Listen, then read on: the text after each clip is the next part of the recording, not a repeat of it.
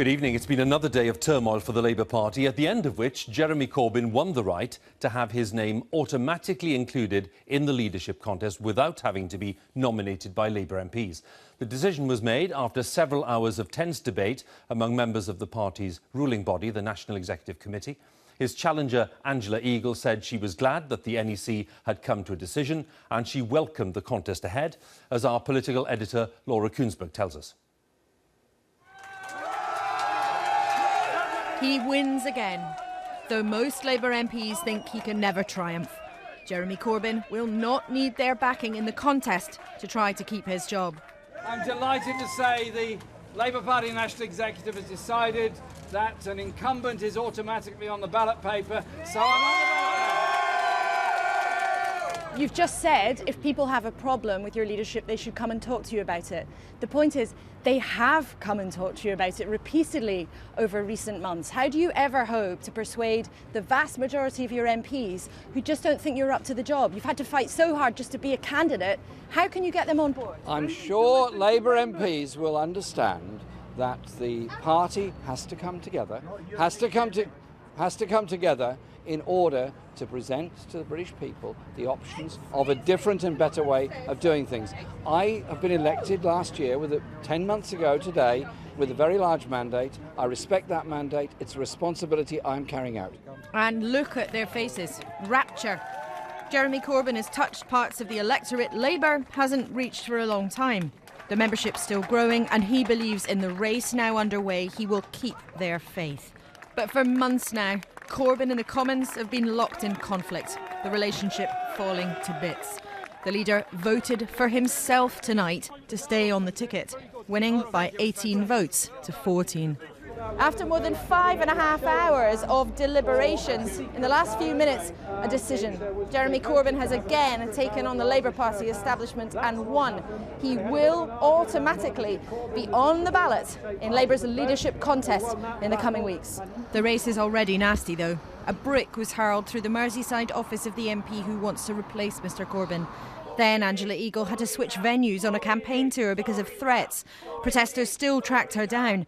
The abuse has been condemned by Angela Eagle and Jeremy Corbyn, but she's ready to take him on. Well, I'm pleased that the NEC has made a firm decision and that this leadership contest can now go ahead.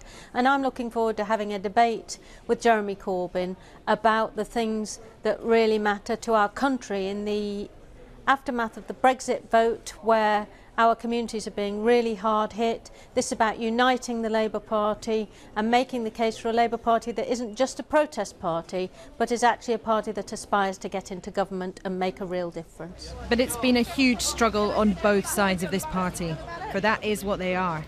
Even to make their way through what's happened in this extraordinary 10 months. Even before this morning, 63 resignations from the Labour front bench, 172 MPs voting to show their lack of confidence. In the end, 7 hours for the party to agree a way forward. Good afternoon, lovely to see you all. And one man fighting on.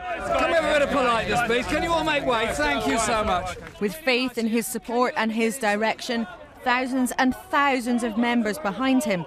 But if Jeremy Corbyn wins again, one party, one Labour, maybe not for good. Good luck, Jeremy! Laura Kuensberg, BBC News, Westminster. Well, as Laura was saying there, the divisions within Labour were highlighted in Luton today when Angela Eagle was confronted by protesters on her first leadership campaign visit outside London. And as we've heard, her constituency office in Wallasey was damaged overnight when a brick was thrown through one of the windows. The Merseyside Police and Crime Commissioner called it an attack on democracy. My colleague Rita Chakrabarti has spent the day talking to Labour supporters in Wallasey. A boarded-up window is a common enough sight, but the brick through Angela Eagle's office window is an act of political violence, say her supporters. Staff describe it to me as vile. They include the present Police and Crime Commissioner and former Labour MP. It is an absolutely disgraceful situation that you cannot take part in a democracy without having this kind of threats, the violence of it, the vile nature of the abuse. For local party members, this is a turbulent time. Along with the brick, there have been claims of intimidation and bullying. These members say those claims are wide of the mark. No, I don't recognise that picture of the Labour Party meetings I've been to. I've never seen any intimidation. I've never witnessed any homophobia. If I had, I would have stepped in. It's absolutely crazy to say Jeremy Corbyn is this out-of-touch, crazy Trotskyite nutter. Both will have a say in the coming leadership contest, and both back Jeremy Corbyn over their own constituency MP Angela Eagle. Where's the evidence, they ask, that he's unelectable? He's articulating policies that people haven't been talking about for many years, like public ownership of the railways and the energy industry, tackling tax avoidance, ending austerity. These are all massively popular policies. Nearly 400 people have joined the local Labour Party in the last 3 weeks. Signs of healthy participation, say some. Infiltration by extremists, say others. We are the party of tolerance. Both these party members think Mr Corbyn should go. Jeremy's position as leader of the party is completely untenable. He's lost the confidence of 172 MPs. I think Angela offers a better alternative. She offers a positive view for what Labour could be and a positive vision for what Britain can be.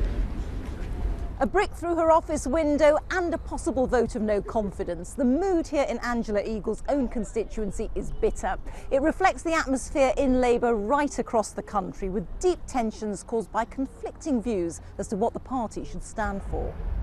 A party suspicious and divided. Labour's leader, whoever it is, has a major task to reunite it. Rita Chakrabarti, BBC News, Wallasey. Party tonight, and this leadership question back in the hands of the members again. It is. You know, Hugh, Jeremy Corbyn is either made of Teflon, or he's the most stubborn man in politics, or he's the most determined man in politics, determined to stick to the mandate that he believes he has from thousands and thousands and thousands of party members who put their trust in him. You know, Labour MPs started off complaining privately, then publicly, then resigning from front bench positions in huge number, and then today they threw the party's rule book at him. And still that failed, and he fought all of those challenges off. There may yet be another move in the courts to try to challenge tonight's decision, believe it or not, but not very many people in Westminster think that will fail. So we are into a phase, as you say, where this goes back to the members to make up their minds, with Angela Eagle, the leadership candidate so far, there may be more, who's set to challenge him. Now this time it will be a slightly different race among the members, and a couple of very significant rule changes were also agreed at the Executive Committee decision-making process tonight. Unless people have been a member of the Labour Party since before January, they will not be allowed to vote in this. So there's a 6-month cut-off. Anybody who joined the party in the last 6 months will not have a say. And remember those £3 registered supporters who signed up in their droves, many of them to back Jeremy Corbyn?